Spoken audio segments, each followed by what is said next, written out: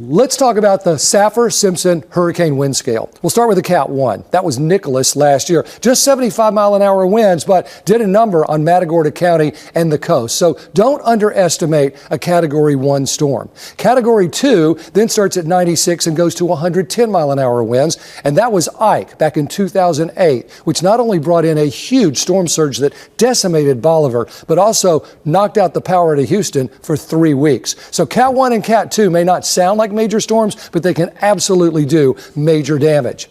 Back in 1983, we had Alicia. That was a Category 3. 115-mile-an-hour winds with that one and a 10-foot storm surge into Galveston.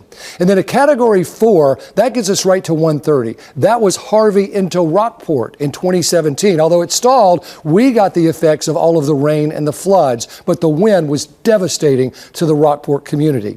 Then we look at a Category 5, which those don't hit Texas particularly. We don't have any on record, but they can come close, as you know, with Carla back in 1961. And then just last year, Ida was almost a 5 as it moved into the Louisiana area. So these are the Saffir-Simpson hurricane winds. Surge was taken out of this after Ike. Surge is different, but keep in mind, the stronger the winds and the longer they are over water, the higher and more deadly the surge can be.